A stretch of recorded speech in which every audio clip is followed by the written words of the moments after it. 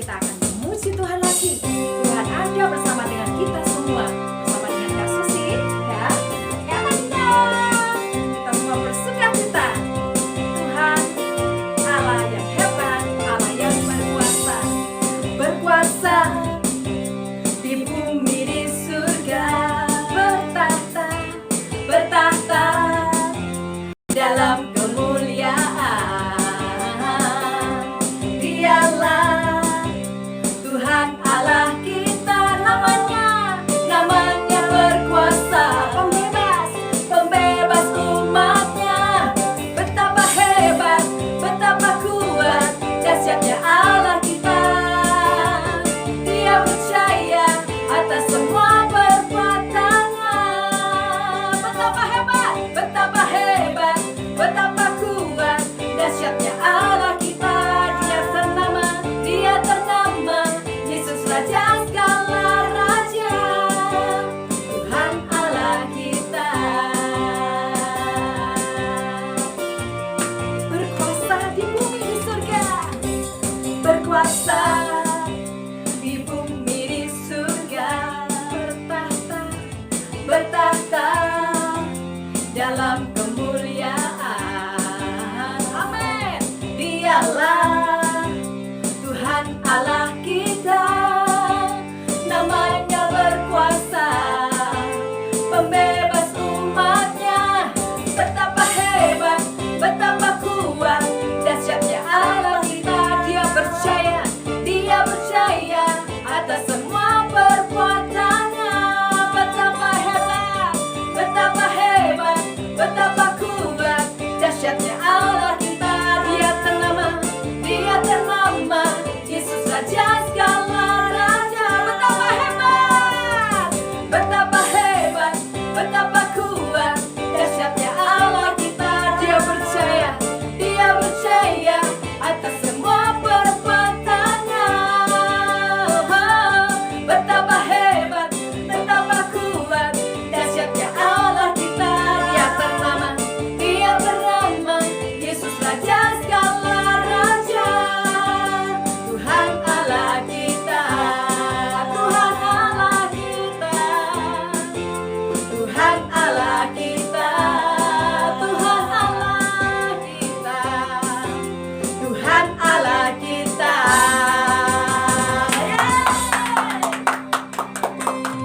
Kita punya Tuhan yang kuat, punya Tuhan yang hebat dan besar.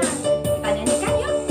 Kuat, kuat yang terkuat, hebat, hebat yang terhebat, besar, besar yang terbesar. Itulah Tuhan Yesus. Lagi.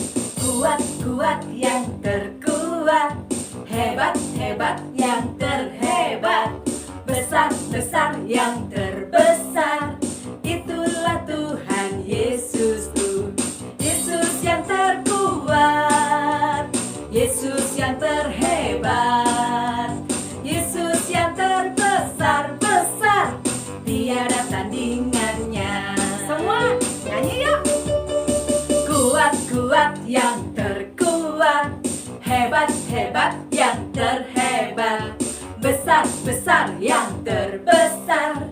Itulah Tuhan Yesus. Kuat, kuat, kuat, kuat yang terkuat, hebat, hebat yang terhebat, besar, besar, besar yang terbesar. Itulah Tuhan Yesusku.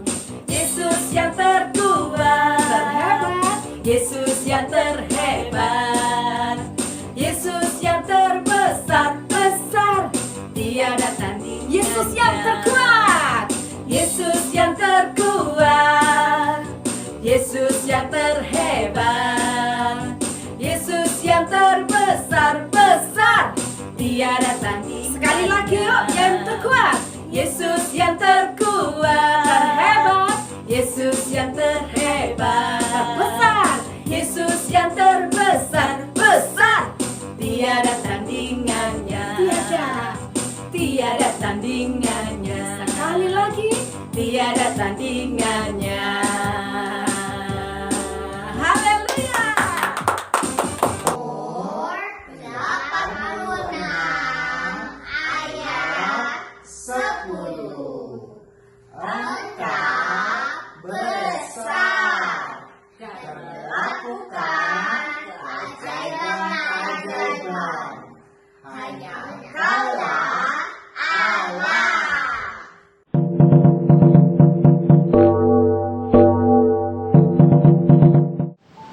Siapa di antara kalian yang pernah masuk ke dalam sebuah gua? Kalau kalian pernah pergi ke sebuah tempat wisata alam dan kebetulan kalau di sana ada sebuah gua, mungkin kalian penasaran untuk masuk ke dalam gua tersebut. Itu juga yang kakak alami pada waktu dulu kakak masih kecil. Kakak ingat pernah pergi ke sebuah tempat wisata alam yang ada di kota Bandung. Namanya adalah Kebun Raya Insinyur Haji Juanda. Pada waktu kakak masuk lebih jauh ke dalam kebun raya itu, ternyata di dalam kebun raya itu terdapat 2 buah gua. Yang pertama disebut gua Belanda, yang kedua disebut gua Jepang. Nah, pada waktu kakak masuk ke dalam gua tersebut, pintu gua tidak terlalu lebar, mungkin hanya sekitar 2-3 meter lebarnya, tetapi di dalamnya ada sebuah lorong yang sangat panjang, dan semakin lama kita masuk ke dalam lorong itu, suasana menjadi semakin gelap. Pada waktu kakak memasuki lorong di dalam gua tersebut, kakak melihat di kiri kanan dari lorong tersebut ada banyak sekali ruangan. Dan sang pemandu yang pada waktu itu memandu kakak masuk ke dalam gua, dia menjelaskan bahwa ruangan-ruangan itu pada waktu masa perang kemerdekaan di waktu yang lampau digunakan sebagai tempat untuk menyimpan persenjataan. Ada juga ruangan untuk menyimpan perbekalan. Ada juga ruangan sebagai tempat untuk berkomunikasi karena ada radio komunikasi di dalam ruangan tersebut. Dan ada satu ruangan yang kakak tidak lupa. Itu adalah ruangan penjara. Dengan kata lain, ada sebuah ruangan yang disiapkan untuk memasukkan para tahanan perang pada waktu itu. Banyak sekali tentara rakyat Indonesia yang dalam masa perjuangan pada waktu itu tertawan oleh tentara Jepang dan tentara Belanda sehingga dimasukkan ke dalam penjara. Dan yang lebih mengerikannya lagi, para tahanan perang itu banyak yang disiksa, dihukum dengan berat, sehingga tidak heran ada banyak tentara dari rakyat Indonesia pada waktu itu yang meninggal di dalam ruang penjara, di dalam gua tersebut. Kalian bisa bayangkan, suasana gua sudah demikian gelap, dengar cerita yang seperti itu, rasanya bulu kuduk ini berdiri, menyeramkan sekali rasanya. Tapi, tahukah kalian, walaupun gua Belanda dan gua Jepang itu sudah begitu menyeramkan buat kakak, nih kakak kasih tahu, ternyata masih ada gua yang jauh lebih menyeramkan, jauh lebih mengerikan, jauh lebih berbahaya. Kalian tahu gua apakah itu? Kalau kalian baca Alkitab, kalian sering membaca Alkitab, kalian pasti tahu gua apakah itu. Ayo, gua apakah itu? Betul sekali, gua itu adalah gua singa. Loh, kenapa disebut gua singa, Kak? Karena di dalam gua tersebut terdapat sekumpulan singa-singa. Singa-singa yang lapar, yang siap menerkam, siap mencabik-cabik setiap orang yang masuk ke dalam gua tersebut. Jadi, apakah ada orang yang kepingin masuk ke dalam gua tersebut? Apakah kalian mau masuk ke dalam gua tersebut? Pasti nggak mau kan? Karena kalian nggak mau lah diterkam oleh singa. Kalau kalian pergi ke kebun binatang aja, rasanya deket-deket kebun binatang, deket-deket kandang singa maksudnya, pasti sudah sangat menyeramkan. Apalagi masuk ke dalam gua yang dipenuhi singa. Pastilah nggak ada orang yang mau masuk ke situ. Tapi pada waktu kakak baca di Alkitab, ternyata ada loh orang yang pernah masuk ke dalam gua singa. Siapakah dia? Namanya pasti tidak asing untuk kalian. Ya, betul sekali. Namanya adalah Daniel. Nah, bagi kalian yang penasaran, belum tahu siapakah itu Daniel, Kak? Kok dia bisa masuk ke dalam gua singa? Kurang kerjaan apa itu ya? Kurang berlibur kali Daniel ya sehingga masuk ke dalam gua singa? Bukan seperti itu. Gini ceritanya. Daniel itu adalah seorang tawanan. Seorang tawanan yang diangkut ke negeri yang menjajah bangsanya pada waktu itu, yaitu bangsa Israel. Nah, pada waktu itu yang menjajah adalah bangsa Babel, sehingga Daniel diangkut ke negeri Babel. Dan di sana dia harus bekerja untuk pemerintahan Babel. Dan pada waktu dia berada di negeri Babel, ternyata atas penyertaan Tuhan, Daniel bisa melakukan setiap pekerjaan yang harus dia lakukan, sehingga dia dikatakan sebagai orang yang selalu berhasil dalam setiap pekerjaan. Catat ya, selalu berhasil di dalam setiap pekerjaannya dan tidak didapati satupun kesalahan dari apa yang diperintahkan kepada dirinya. Luar biasa nggak? Luar biasa banget.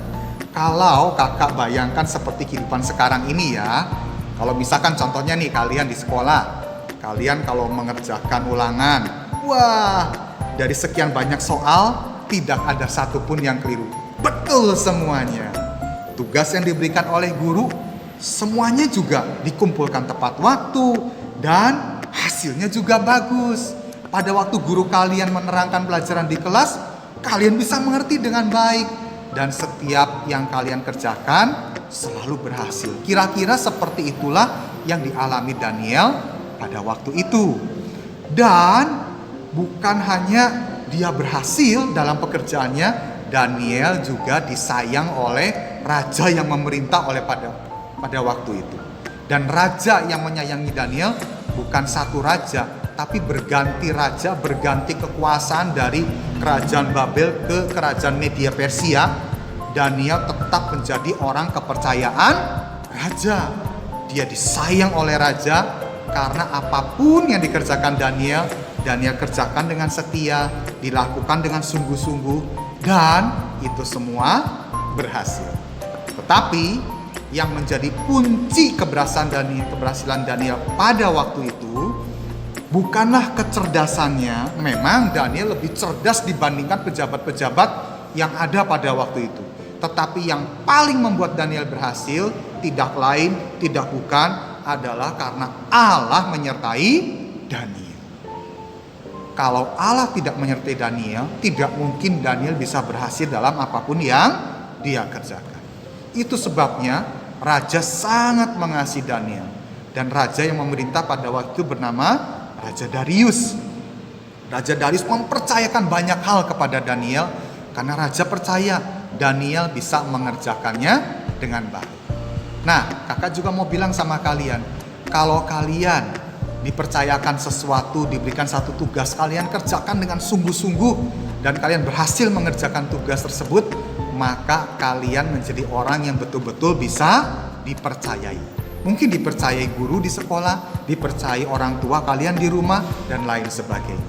Ya, kalian bisa berhasil kalau kalian melakukan tugas dengan sungguh-sungguh. Nah, meskipun Daniel ini adalah orang yang berhasil, boleh dikatakan pejabat yang berhasil, karena kedudukan Daniel juga pada waktu tinggi menjadi orang kepercayaannya raja. Apakah orang-orang di sekeliling Daniel suka kalau Daniel itu berhasil? Oh, tidak ternyata. Siapa yang tidak suka dengan Daniel? Yang tidak suka dengan Daniel tidak jauh-jauh. Mereka adalah pejabat-pejabat yang ada di sekeliling Daniel. Kenapa mereka nggak suka sama Daniel? Karena mereka iri. Kenapa sih kalau Daniel melakukan sesuatu selalu saja lebih berhasil dari mereka? Selalu mendapat penghargaan, pujian dari raja, sementara mereka tidak berdemikian. Nah, mereka bukannya melihat diri mereka sendiri, bukannya mengevaluasi diri, bukannya belajar dari kesalahan mereka sendiri, tetapi mereka malah merasa iri kepada Daniel. Hati-hati dengan iri hati. Kakak mau bilang, kalau kalian menyimpan iri hati, itu tidak baik buat kalian. Kenapa? Karena kalau iri hati itu bisa berubah menjadi kebencian. Seperti pejabat-pejabat ini yang gak suka dengan Daniel. Mereka benci sekali kepada Daniel. Mereka berusaha mencari-cari kesalahan Daniel untuk menjatuhkan Daniel. Tetapi sekali lagi, tidak ada satu kesalahan pun yang didapati di dalam diri Daniel. Jadi mereka berusaha mencari kesalahan Daniel, bagaimana caranya supaya Daniel itu bisa disingkirkan dari istana raja dan tidak lagi menduduki jabatan yang tinggi. Dan satu ketika mereka menyadari Daniel punya satu kebiasaan yang tidak dimiliki oleh orang lain. Kebiasaan apakah itu? Kebiasaan Daniel adalah setiap hari selama 3 kali sehari dia berdoa dan memuji Allah. Itu dilakukan oleh Daniel setiap hari. Tidak heran kalau Allah juga begitu mengasihi Daniel dan Allah juga menyertai Daniel. Sehingga apapun yang diperbuatnya, menjadi berhasil. Apakah kalian juga suka berdoa? Apakah kalian juga suka memuji Tuhan? Kakak mau bilang, kalau kalian suka melakukan semua itu, Kak kasih 2 jempol untuk kalian. Luar biasa. Kenapa? Karena itu adalah sesuatu yang baik untuk kalian. Kalau kalian sering berdoa, memuji Tuhan, kalian bisa semakin tahu apa yang menjadi isi hatinya Tuhan. Kalian bisa tahu apa menjadi rencana Tuhan yang baik untuk kalian. Tidak heran kalau dalam apapun yang kalian lakukan juga Tuhan bisa membuatnya menjadi berhasil seperti Daniel. Nah, tetapi kebiasaan yang baik ini ternyata mau dijadikan sebagai alasan untuk menjatuhkan Daniel. Dan para pejabat ini, mereka bersekongkol. Mereka berpikir dan berkata satu sama lain, gimana kalau kita jadikan kebiasaannya Daniel ini sebagai salah satu alasan untuk menjatuhkan Daniel. Jadi pergilah mereka menemui Raja Darius. Dan mereka bilang kepada Raja Darius, "Tuanku Raja, kami mengusulkan sebuah rencana yang mungkin menurut Tuanku Raja dipandang baik." Raja bilang, "Usulan apakah itu?" Lalu para pejabat ini bilang, "Raja, alangkah baiknya kalau Raja membuat sebuah perintah demikian. Selama 30 hari ke depan, tidak boleh ada satu orang pun di negeri ini yang berdoa atau menyembah kepada siapapun selain kepada Tuanku Raja. Bukankah Tuanku Raja ini adalah orang yang sangat terhormat, orang nomor 1 di negeri ini? Seharusnya bagindalah yang layak untuk menerima pujian, penyembahan dari semua orang yang ada di negeri ini. Dan Raja juga yang pantas untuk dimintai permohonan oleh mereka." Raja Darius berpikir, betul juga ya. Raja Darius sebentar merasa senang dengan usulan tersebut. Tanpa pikir panjang, Raja Darius mengeluarkan titah seperti yang diminta oleh para pejabat itu. Tanpa dia sadari maksud di balik usulan mereka itu. Akhirnya disebarkanlah pengumuman ke seluruh negeri, selama 30 hari ke depan tidak boleh ada siapapun yang berdoa kepada siapapun yang lain atau menyembah kepada siapapun yang lain selain hanya kepada Raja Darius sendiri. Kalau sampai dilanggar, hukumannya sangat-sangat berat.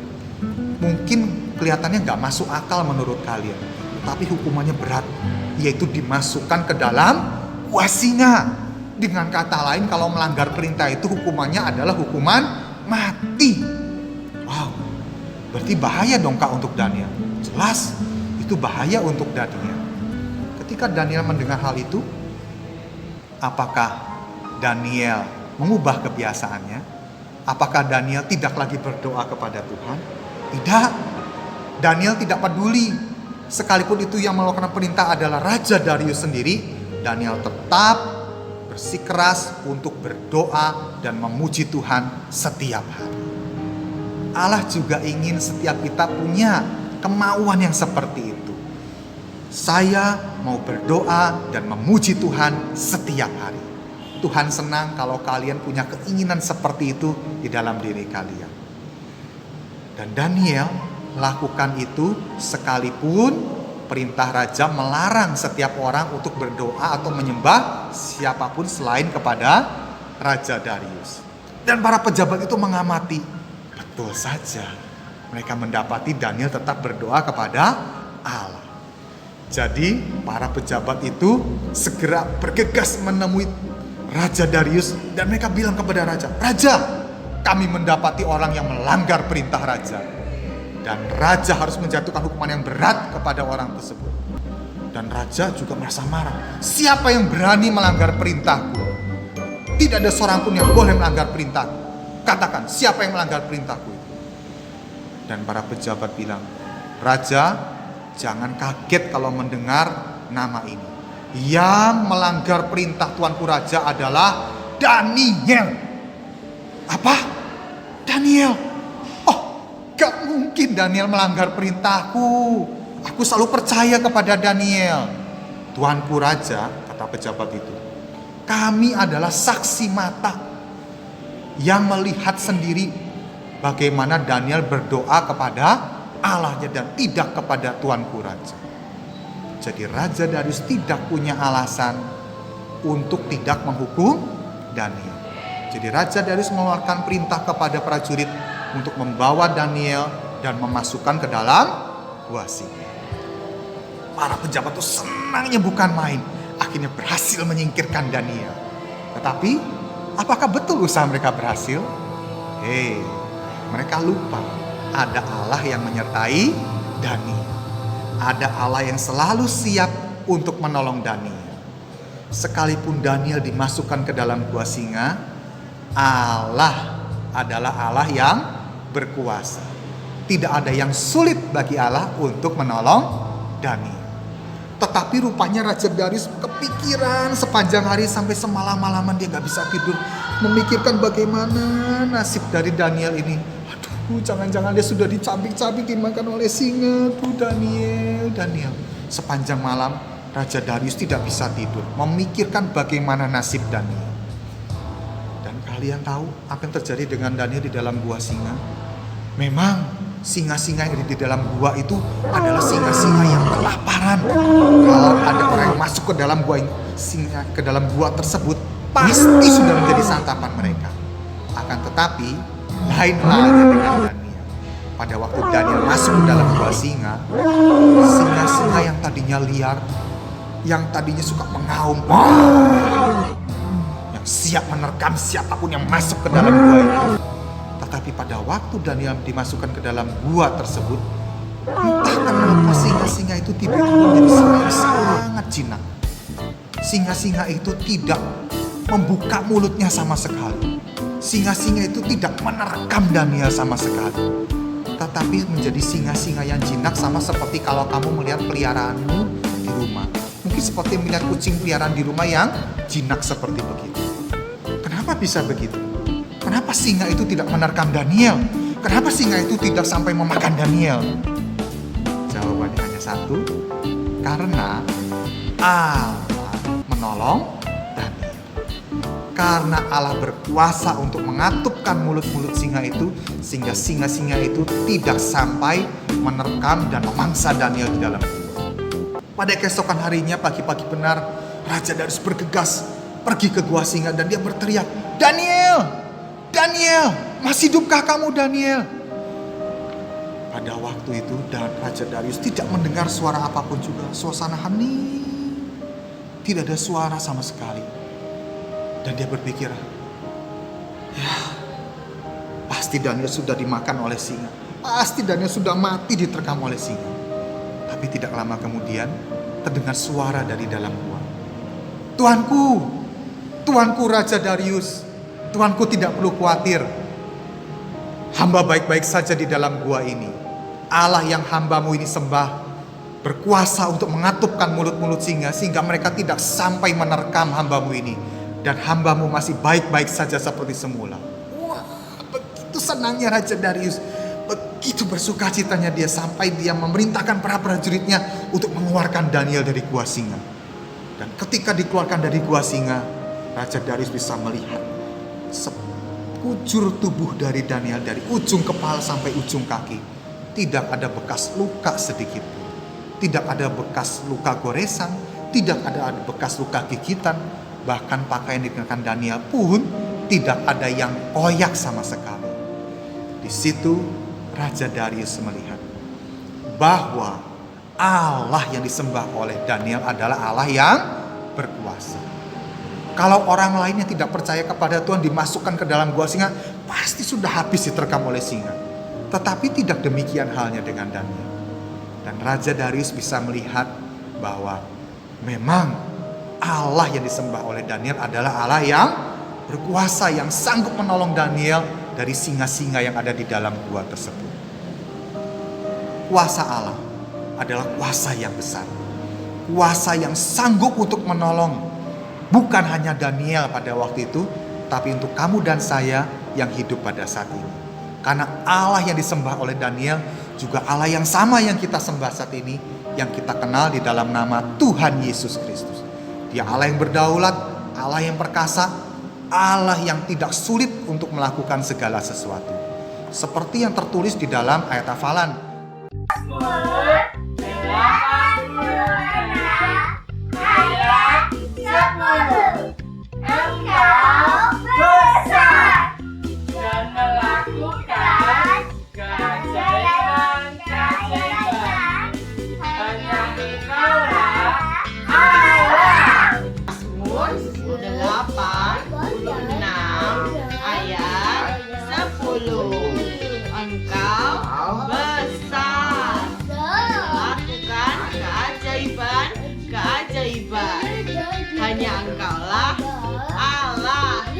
Kakak mau kasih tahu sama kalian.